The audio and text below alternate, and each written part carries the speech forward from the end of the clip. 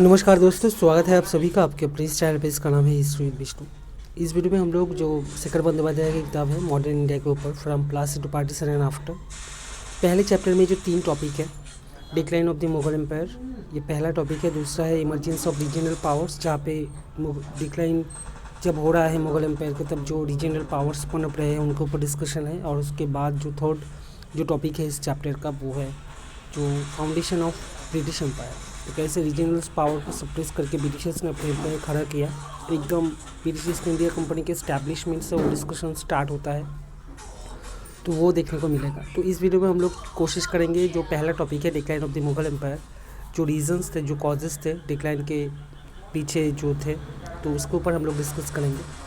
तो मैं चाहूँगा कि क्वेश्चन को आपको दिख ही रहा है, तो इसके साथ साथ आप जो बुक है इसको भी कंसल्ट कर लें, इसको भी देख लें, इसको भी सामने रख लें, तो आपके लिए बहुत आसान हो जाएगा और ये प्रिपरेशन भी बहुत अच्छा हो जाएगा अगले नीट ईयर सेट एग्ज़ाम के लिए। बहुत ही इंपॉर्टेंट है, बहुत ही क्रूशियल है। अगर आपको मॉडर्न कवर करना है तो इस बुक से कवर कीजिए, आपके लिए बहुत आसान हो जाएगा मॉडर्न के क्वेश्चंस का आंसर देने के लिए। तो पहला जो टॉपिक है decline of the Mughal empire, ये जो पहला टॉपिक, इसके जो पहले पैराग्राफ में डिस्कशन है कैसे जैनुद्दीन मोहम्मद बाबर ने 1526 में जो है मुग़ल एम्पायर को खड़ा किया।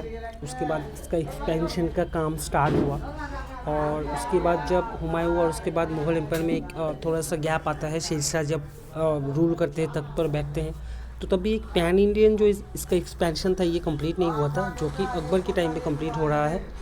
और जब ये गुजरात जो था, यहाँ पे बहादुर शाह का दबदबा था।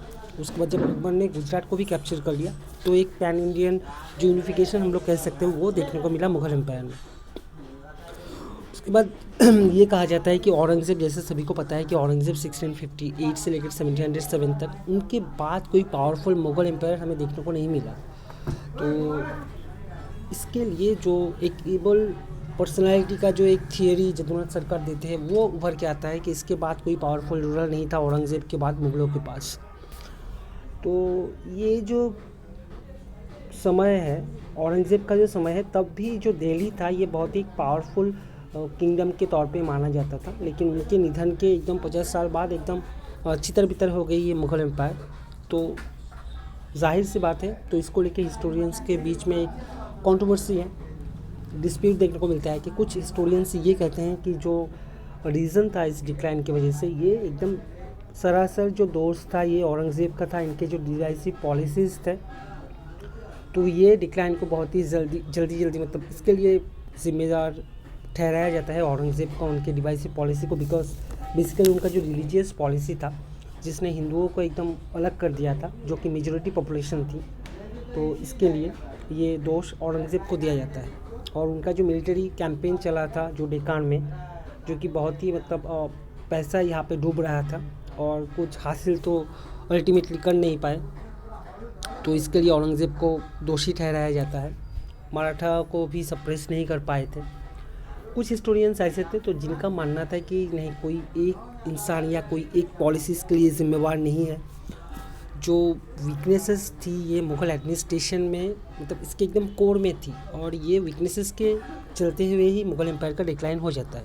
तो पहले पैराग्राफ से ये जो धारणा है ये देने की कोशिश की गई है। उसके बाद जो सेकंड पैराग्राफ स्टार्ट होता है, यहाँ पे सेकंड पैराग्राफ में तो बेसिकली कहा गया है कि ये जो फैक्ट है कि डिक्लाइन क्यों हुआ, इसको लेकर के बहुत सारे डिस्प्यूट हो सकते हैं, लेकिन इस विषय में डिस्प्यूट कम है कि जो औरंगज़ेब था इनके समय से ही जो डिक्लाइन का जो प्रोसेस था ये स्टार्ट हो गया था। और इसके बाद औरंगज़ेब के बाद क्योंकि कोई पावरफुल रूलर नहीं थे, तो उनके लिए संभाल पाना मुश्किल हो गया था और मुग़ल एम्पायर का डिक्लाइन हो जाता है। और ये जो सिचुएशन था ये बहुत ख़राब इसीलिए हुआ था क्योंकि जो सक्सेशन वॉर्स चल रहे थे, तो इसके लिए भी ये सिचुएशन जो एकदम डिटोरिएट हो गया था। और जो मुग़ल आर्मी थी ये बहुत ही वीक थी, और इसका जो वीकनेस था ये सभी को तकरीबन पता चल गया था औरंगज़ेब के बाद से। और इसी के लिए हम लोग देख सकते हैं कि 1738 के आसपास, दिल्ली के आसपास मराठाओं का एक प्लंडर चला। उसके बाद ही 1738-39 में नादिर शाह, जो कि फॉरेन इन्वेशन होता है मुग़ल एम्पायर में, तो ये भी याद रखना बहुत ही ज़रूरी है सेट के दृष्टिकोण से। ये नादिर शाह का इन्वेशन कब हो रहा है, तो नादिर शाह के इन्वेशन के बाद थोड़ा सा एक कहानी में ट्विस्ट आया था। जो पहला अफ़गान इन्वेशन था 1748 में, तो मोहम्मद शाह के टाइम पीरियड में, तो इन्होंने इसको रिवोक कर दिया था, इन्होंने इसको रिपेल कर दिया था। थोड़ा सा एक पावर हमें देखने को मिलता है मुग़ल एम्पायर में।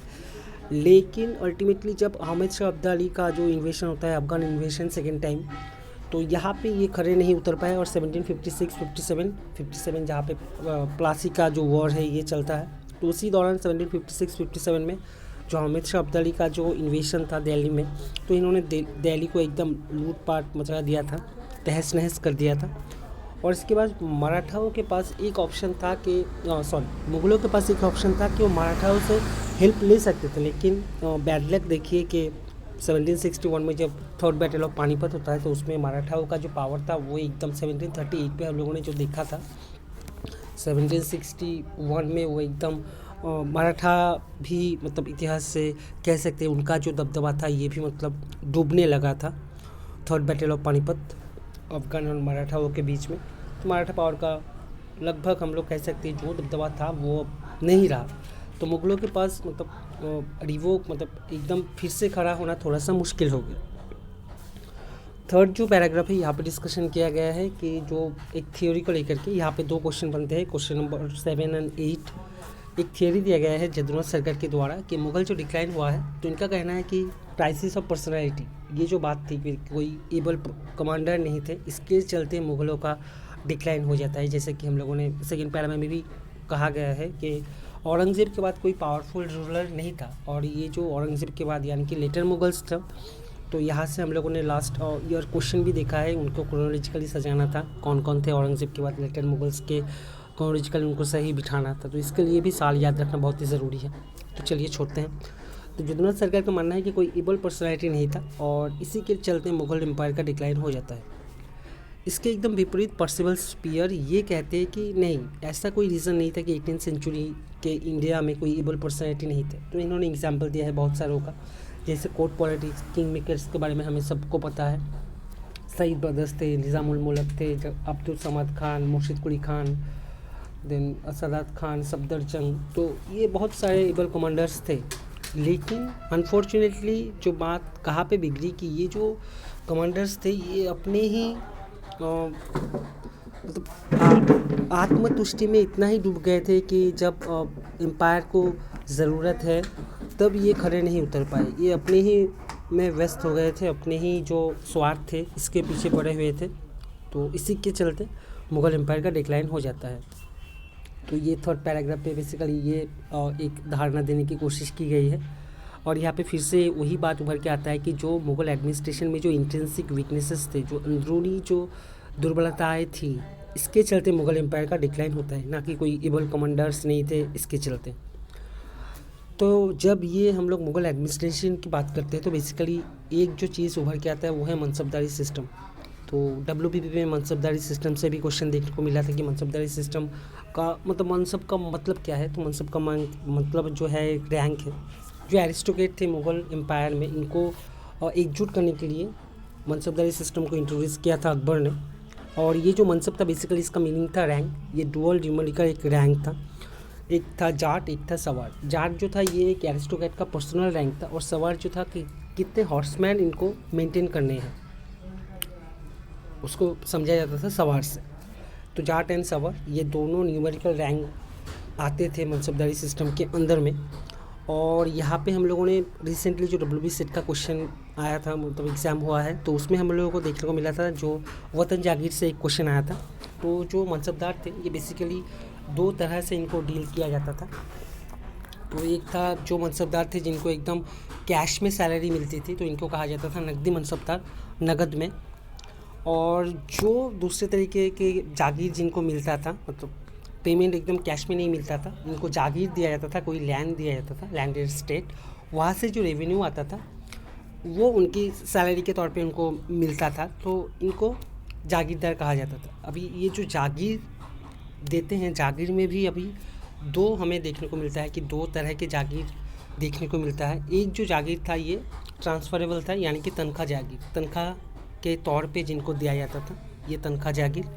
और एक जागीर था जहाँ से पूछा गया था ये क्वेश्चन WB सेट में कि एक जो जागीर जहाँ से मतलब जो नॉन ट्रांसफरेबल है, जिस जागीर से किसी को अगर दिया गया है तो वो ट्रांसफ़र नहीं कर सकते हो, तो उसको कहा जाता था वतन जागीर, जो कि पावरफुल ज़मींदार थे या बेसिकली राजपूत या मराठास इनको मिलता था। बेसिकली राजपूत को मिलता था ये वतन जागीर, या जो भी लोकल पावरफुल ज़मींदार थे तो इनको दिया जाता था। तो बेसिकली मनसबदारी सिस्टम अकबर ने इंट्रोड्यूस किया।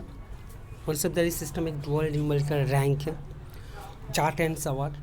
जाट पर्सनल रैंक को समझा जाता था, और जो सवार था ये कितने हॉर्समैन इनके अंडर में मेंटेन करना है ये समझा जाता था।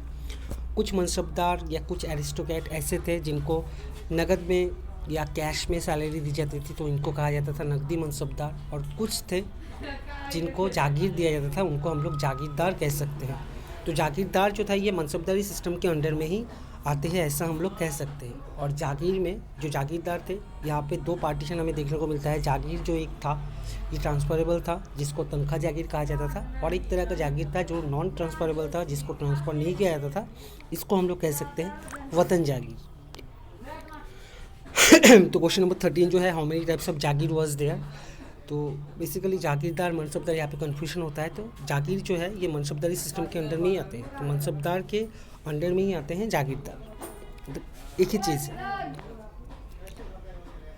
तो ऐसा कह सकते हैं हम लोग कि हर जागीरदार मनसबदार है, लेकिन हर मनसबदार जागीरदार नहीं हो सकता है। क्यों नहीं हो सकता है? क्योंकि उसको नगद में भी मतलब सैलरी मिल जाती है उनको, तो उनको हम लोग मनसबदार मतलब जागीरदार नहीं कह सकते, क्योंकि जागीर का कोई लैंडेड स्टेट उनको दिया ही नहीं गया है। तो जो भी हो, ये थर्ड पैराग्राफ का ये कहना है। और उसके बाद ये जो मनसबदार थे, इनकी जो अपॉइंटमेंट थी या प्रमोशन थी, या इनको अगर हटाना है, तो ये जो मतलब सोल प्रोप्राइटरशिप हम लोग कह सकते हैं, तो ये एम्पायर इसके लिए जिम्मेदार था। क्वेश्चन नंबर 14 जो कहा गया है कि appointment, promotion and dismissal of mansabdars were done only by whom, the empire, जो कि 5th जो पैराग्राफ है, तो यहाँ से मतलब ये डिस्कशन है कौन अपॉइंट करता था।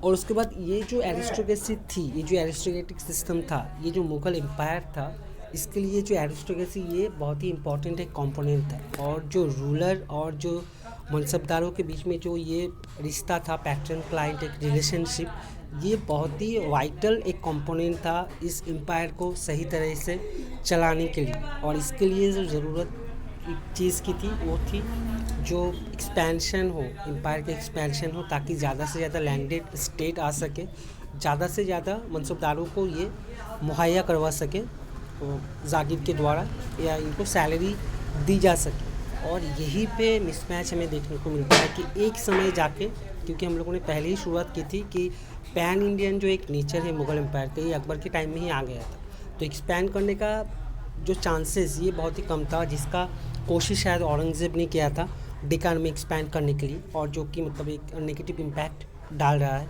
तो जो भी हो, नेक्स्ट जो पैराग्राफ है यहाँ पे मतलब ये जो लॉयल्टी है, जो एरिस्टोक्रेट्स या मनसबदार इनकी जो लॉयल्टी है, तो ये मतलब कहीं ना कहीं औरंगज़ेब के बाद से मतलब हवा होती जा रही थी, या औरंगज़ेब के टाइम से ही हम लोग कह सकते हैं, या उससे पहले से। तो ये जो लॉयल्टी मतलब जा रही थी, तो इसके पीछे जो एक रीज़न था, इसके लिए हमें जो चाहिए कि कॉम्पोजिशन जो था मुग़ल एरिस्टोक्रेट का, इसको थोड़ा सा देखना बहुत ही ज़रूरी हो जाता है। और यही इसी पैराग्राफ से जो क्वेश्चंस हैं, जो ईरानी या तुरानी, इनको ऊपर हम लोगों को ध्यान रखना चाहिए कि तुरानीस कौन थे एंड ईरानीस कौन थे।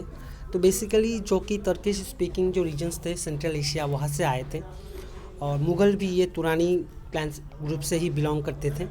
और इस ग्रुप को, जो तुरानी ग्रुप था, इसको लीड किया था गाज़ीउद्दीन खान, फिरोज जंग, एंड उनके जो बेटे थे मीर कमरुद्दीन खान सिद्दीकी, चिनकुलिश खान, निजामुल मुल्क असफजाह, इनका पूरा नाम है, जो भी टाइटल ऐड होते गए हैं। और जो ईरानी ग्रुप था, ये बेसिकली जो पर्शियन स्पीकिंग जो रीजन्स थे, जो कि अभी आज का ईरान, अफ़गानिस्तान, इराक, ये जो एरिया है, यहाँ से जो आया था। और इस ग्रुप को जो नेतृत्व दिया था, ये थे असद खान एंड उनके बेटे जुल्फ़िकार खान। तो और एक ग्रुप था मुग़ल कोर्ट में, जो कि हिंदुस्तानी ग्रुप से जाना जाता है, यहाँ से भी शायद क्वेश्चन आया था शेखजादा के ऊपर, जो इंडियन मुस्लिम्स थे। तो सईद ब्रदर्स, खानी दौरान एंड कुछ अफगान लीडर्स जो थे एंड सम हिंदूज, ये हिंदुस्तानी ग्रुप से बिलोंग करते थे। और उसके बाद जब औरंगज़ेब का एक्सपेंशन होता है डेकान में, जब 1685 में बीजापुर को कैप्चर कर लेते हैं, और गोलकुंडा को 1689 में एक्सपेंशन जो चलता है, और यहाँ पे जो नोबल्स थे इनको भी ये मुग़ल छत्र छाया में लेते हैं और ये बन जाता है डेकानी ग्रुप। और इसके चलते जो मनसबदार या जागीरदार की जो नंबर कह सकते हैं ये बहुत ही बढ़ोतरी यहाँ पे देखने को मिलता है। और इसको बैलेंस करने के लिए जो चाहिए कि इनको लैंडेड एस्टेट या इनको कैश सैलरी दे के इनको मतलब रखे छत्र छाया में, इनको इनकी लॉयल्टी को बनाए रखे, तो ये थोड़ा सा मुश्किल हो गया था क्योंकि नंबर ऑफ़ एरिस्टोक्रेट ये बहुत ही बढ़ गए थे। तो मुग़ल एरिस्टोक्रेसी का जो कंपोजिशन था ये एक ड्रामेटिक चेंज यहाँ पे देखने को मिलता है जब ये गोलकुंडा एंड बीजापुर मुग़ल एम्पायर के अंडर में आ जाते हैं।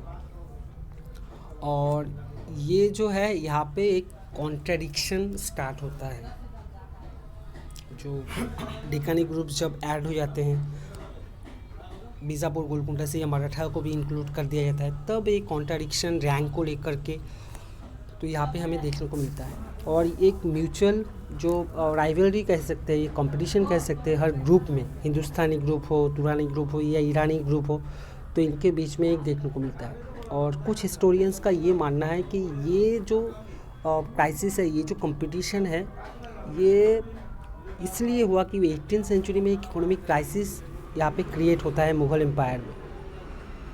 और ये इसलिए होता है कि कुछ मनसबदार, जैसे कि ये प्रॉब्लम अभी भी है कि कुछ इंसानों के मतलब कुछ ऐसे लोग हैं जिनके हाथ में बहुत सारा पैसा जो है इनके हाथ में है, कैपिटलिज्म हम कह सकते हैं। और ऐसे लाखों करोड़ों लोग हैं जिनको एक वक्त की रोटी नहीं मिलती है।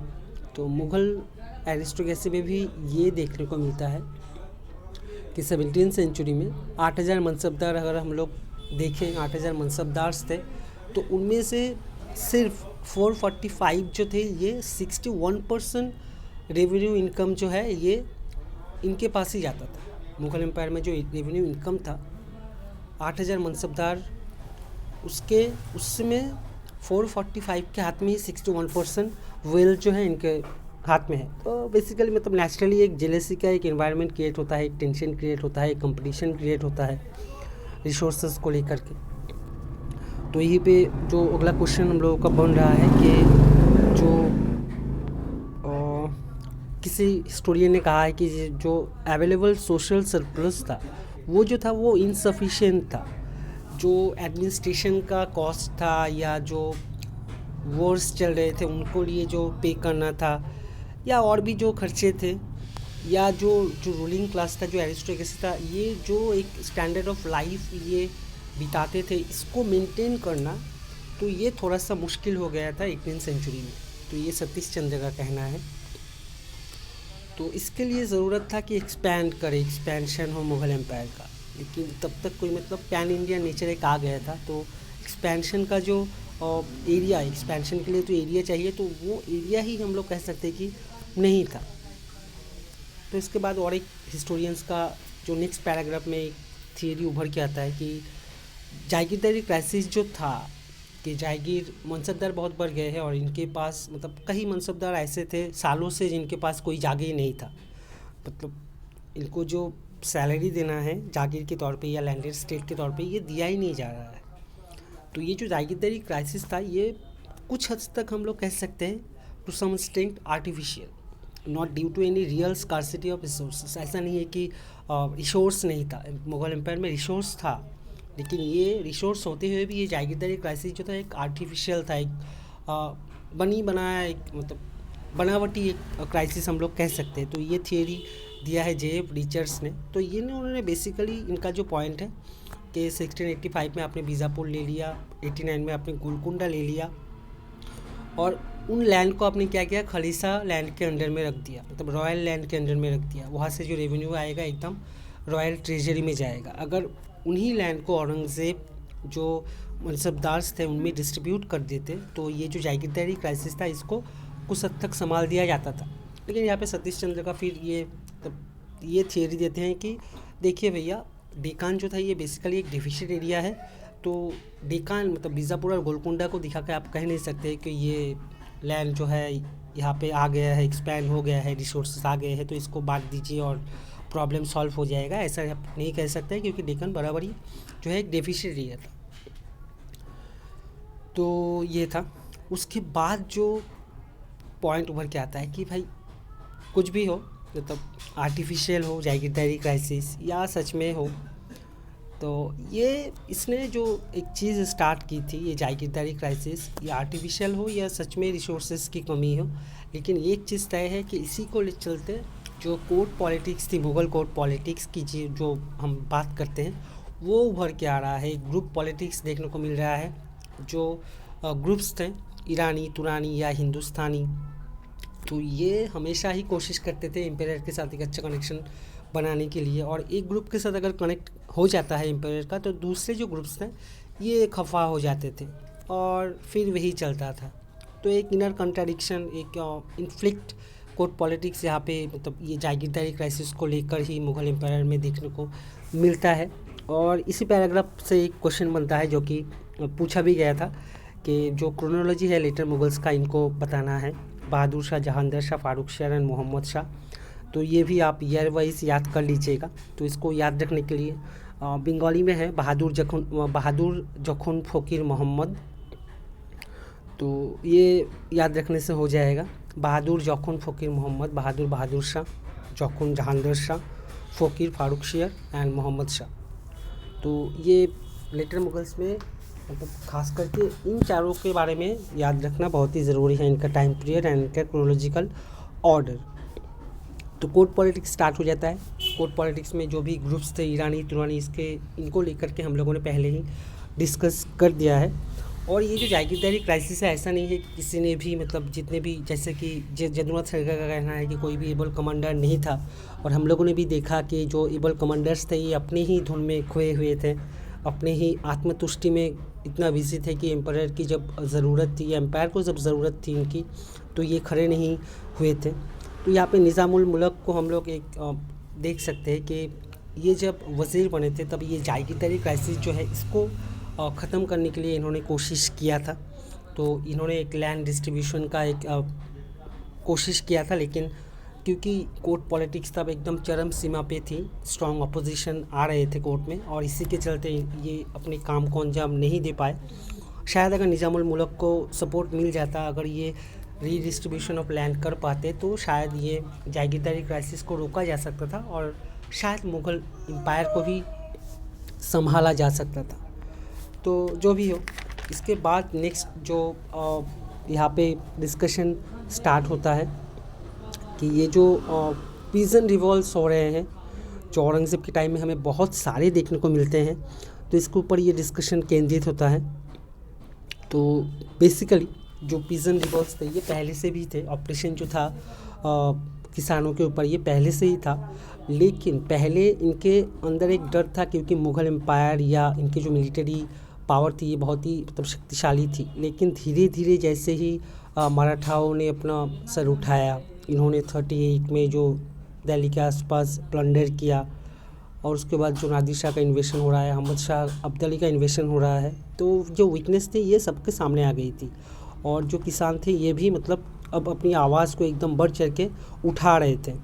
जो भी सप्रेसिव रूल्स या रेगुलेशंस थी, जो भी ऑपरेशन चल रहे थे। तो जो भी हो, और एक हिस्टोरियंस यहाँ पे आ जाते हैं कि जिन्होंने लिखा है कि मुग़ल लैंड रेवेन्यू सिस्टम जो था ये कॉम्प्रोमाइजिंग एक रिलेशनशिप के ऊपर बेस करके था। जैसा कि हम लोगों ने देखा है, इसके पहले ही जो एक मनसबदार और एम्पायर के जो बीच में एक रिलेशनशिप था, ये पैटर्न क्लाइंट रिलेशनशिप था, जो कि एक बहुत ही वाइटल कंपोनेंट था इस एम्पायर को सस्टेन करने के लिए। तो जो भी हो, तो इन हिस्टोरियन का कहना है कि मुग़ल लैंड रेवेन्यू सिस्टम जो था ये कॉम्प्रोमाइजिंग रिलेशनशिप के ऊपर बेस करके था। जो पीजन थे इनके पास सफिशिएंट प्रोविज़न था सस्टेन करने के लिए, सब्सिस्टेंस के लिए, मतलब टिके रहने के लिए जितने संसाधन की ज़रूरत थी इनके पास ये मौजूद था। और उससे ज़्यादा अगर कुछ भी हो इनके पास, जो भी सरप्लस हो, ये मतलब स्टेट कोशिश करती थी हमेशा कि जितना हो सके इनसे लिया जाए। मतलब किसी तरह बने रहने के लिए जो चाहिए वो पीजन के पास था, और जितना ही सरप्लस हो, जितना ले सके मैक्सिमम स्टेट, वो हमेशा कोशिश करती थी। ये इरफान हबीब का ये कहना है। और इसके चलते कुछ टर्म्स जो है ये हमें याद रखना बहुत ही ज़रूरी है। जैसे फिक्स्ड पेमेंट, इसको पेशकश कहा जाता था, या अगर इससे पहले कि हम लोग बात करें मनसबदारी सिस्टम में, जैसे जागीर में, वहाँ पे दो टर्म हमें याद रखना बहुत ही ज़रूरी है। एक है जमा, एक है हासिल। जमा मतलब जो एस्टिमेट लैंड रेवेन्यू है उसको जमा कहा जाता था, और हासिल अल्टीमेटली जो उस लैंड से या जागीर से मिलता था उसको कहा जाता था हासिल। अल्टीमेटली कितना हासिल होता है। और इसके बाद जो किसानों से एक क्वेश्चन बहुत ही फेमस है आता है, खुदकस्त एंड पाहीकस्त। उससे पहले मालगुजारी और प्राइमरी ज़मींदार्स की हम लोग बात कर लेते हैं। तो ये जो प्राइमरी ज़मींदार्स था इनको मालगुजारी कहा जाता था। टर्म के ऊपर बेस करके बहुत सारे क्वेश्चंस हमें फ़िलहाल में देखने को मिलते हैं। ननकर, जिसका मतलब था रेवेन्यू फ्री लैंड, ये भी याद रखना बहुत ही ज़रूरी है। देन उसके बाद आते हैं फेमस क्वेश्चन पे, हुआ है खुदकस्त पीजन। खुदकस्त जिनके पास ऑक्यूपेंसी राइट था, अधिकार था लैंड के ऊपर, उनको कहा जाता था खुदकस्त, मतलब खुद का कुछ था उनके पास। और पीजन जो कि जिनके पास ऑक्यूपेंसी राइट नहीं था, जो कि अपने गांव में नहीं दूसरे गांव में जाकर हल जोतते थे, तो उनको कहा जाता था पाहीकस्त। वैगडेंट पीजन जो कि घूम घूम के मतलब खेत जोतते थे, जिनके पास अपना खुद का कुछ नहीं था, तो उनको कहा जाता था पाहीकस्त। तो ये भी खुदकस्त और पाहीकस्त ये याद रखना बहुत ही ज़रूरी है। मतलब कहीं भी पूछ सकते हैं, कभी भी पूछ सकते हैं, ऐसा एक चीज़ हो गया ये खुदकस्त और पाहीकस्त पीजन वाला ये जो क्वेश्चन है। और उसके बाद आगे के जो पैराग्राफ्स थे, यहाँ पे जो चीज़ें हमें याद रखना बहुत ही ज़रूरी है। इरफान हबीब का और एक कोटेशन आता है यहाँ पे कि इन्होंने कहा है कि मुग़ल जो रोटेशन सिस्टम था, मतलब कि ये जो जागीरदार्स को एक लैंड से, मतलब जो वतन जागीर जो नहीं था, जो कि तनख्वाह जागीर था, तनख्वाह के हिसाब से जिनको जागीर या लैंडेड स्टेट दिया जाता था, उन जागीरदार्स को क्या किया जाता था कि ट्रांसफ़र, जैसे कि सरकारी जॉब में ट्रांसफ़र होते हैं, वैसे ही जागीरदार्स को भी ट्रांसफ़र किया जाता था एक लैंड से दूसरे लैंड पे। और इसी के चलते ये जो रोटेशन सिस्टम था जागीरदार्स का, इसी के चलते जागीरदार ने क्या स्टार्ट किया कि पीजेंट्री के ऊपर ऑप्रेस करना स्टार्ट किया, क्योंकि उनको पता था कि ये कुछ दिनों के मेहमान हैं इस लैंड पे, उसके बाद इनको कोई दूसरा लैंड दिया जाएगा। तो इसी के लिए पीजन के साथ या लैंड के साथ इनका कोई कनेक्शन नहीं बैठता था। और शायद जो परमानेंट सेटलमेंट स्टार्ट होता है 1793 में, तो इसमें भी एक ये रीज़न जो है उभर के आता है कि आप परमानेंटली अगर ज़मींदार को रखोगे, जैसा ब्रिटिशर्स ने सोचा था कि शायद परमानेंटली ज़मींदार को रखने से शायद ये जो ऑपरेशन है ये कम हो जाएगा, जो ज़मींदार हैं ये पीजेंट्स को अपना सोचेंगे, लैंड को अपना मानेंगे, और इसके लिए इसका जो डेवलपमेंट हो ऐसा कुछ काम करेंगे। हालांकि तब भी हमें कुछ ऐसा देखने को नहीं मिला था। तो ये जो रोटेशन सिस्टम जागीरदार्स का, ये ऑपरेशन को और भी बढ़ावा दे रही थे, ये ऐसा इरफान हबीब का कहना है। तो ये भी याद रखना बहुत ही ज़रूरी है। और एक टर्म याद रखना बहुत ही ज़रूरी है, अमील, जो कि रेवेन्यू ऑफिशियल्स थे डेकान में, इनको अमील कहा जाता था। देन उसके बाद 31 question number, during the time of which Mughal emperor even the khalisa lands were being given over to the ijaradars. तो ये जो जागीरदारी क्राइसिस था, ये जो कोर्ट पॉलिटिक्स था, मनसबदारों को सैलरी नहीं मिल रही है, जागीर नहीं मिल रहा है, तो ऐसा एक दौर आ गया था औरंगज़ेब के बाद से कि मुग़ल जो एम्परर थे, खलीशा लैंड को भी इन्होंने मतलब इजारादारों को दिया था। मतलब इजारादार मतलब कह सकते हैं भाड़े पे देना, कि ऐसा एक पीजेंट रिपोर्ट इस हद तक चला गया था कि मुग़ल एम्परर खुद अपने लैंड से मतलब वो रेवेन्यू कलेक्ट नहीं कर पा रहे, इसलिए वो भाड़े पे दे रहे हैं, किसी और की मदद से वो लैंड रेवेन्यू एक्सट्रैक्ट कर रहे हैं। तो फारूक शेर के दौर में ऐसा देखने को मिला था। The next, who was the last Mughal emperor, Bahadur Shah the second. The next जो चीज़ लास्ट पैराग्राफ से हमें, लास्ट के 2-3 पैराग्राफ से ये कोटेशंस हमें ज़रूर याद रखने चाहिए कि फितना क्या है। फितना मीन्स जो सेडिशन, द्रोह, देशद्रोह या राष्ट्रद्रोह हम लोग कह सकते हैं, तो उसका फितना। देन आंदे विंग का ये कथन ये भी याद रखना बहुत ही ज़रूरी है कि मुग़ल जो सॉवरेनिटी थी, ये एक balancing system of continually shifting rivalries and alliances, जो कि किसी भी एम्पायर में ये कॉमन चीज़ है कि अगर आपको पावर बनाए रखना है तो ये जो राइवलरी या अलायंस है, जैसे कि सभी ने गेम ऑफ थ्रोन्स देखा ही होगा, जहाँ पे कौन कब किसका दोस्त बन जाए और कब किसका दुश्मन बन जाए, ये कहना बहुत ही मुश्किल है। तो आंद्रे विंग ने यही कहा है मुग़ल सॉवरेनिटी के ऊपर कि ये जो मुग़ल सॉवरेनिटी थी ये रेस्ट मतलब एक बैलेंसिंग सिस्टम था, शिफ्ट हो रहा है, राइवलरी और अलायंस ये शिफ्ट हो रहा है, कभी किसी और के साथ दोस्ती, उसके साथ दुश्मनी, कभी दुश्मन के साथ ही दोस्ती और दोस्त के साथ दुश्मनी, तो ऐसा एक फीचर देखने को मिलता है। देन नेक्स्ट आगे जो 35 है, who argue that is in the common recognition of the fact that the zamindars or the intermediary classes constituted A centrifugal force in the Mughal structure. तो अतहर अली का कहना है, तो ये बेसिकली ये कहते हैं कि जो ज़मींदार थे या जो इंटरमीडिएरी जो क्लासेस थी, मतलब मालगुजारी ज़मींदार या प्राइमरी ज़मींदार्स या इंटरमीडिएरी जितने भी क्लासेस थी, ये जो इन्होंने क्या किया, एक अपना मतलब सेंट्रीफ्यूगल फोर्स इन्होंने क्रिएट किया मुग़ल स्ट्रक्चर में। मतलब ये मतलब मुग़ल एडमिनिस्ट्रेशन का या मुग़ल एम्पायर का अगर हम लोग कोर देखें तो एक ऐसा दौर आ गया, जागीरदारी क्राइसिस, कोर्ट पॉलिटिक्स, उसके बाद एक ऐसा दौर आ गया कि आप मतलब ज़मींदार्स जो थे मालगुजारी या प्राइमरी या अदर्स ज़मींदार्स या इंटरमीडिएट क्लासेस, तो ये भीत या नींव थे मुग़ल स्ट्रक्चर के लिए, मतलब ये एकदम सेंटर में थे।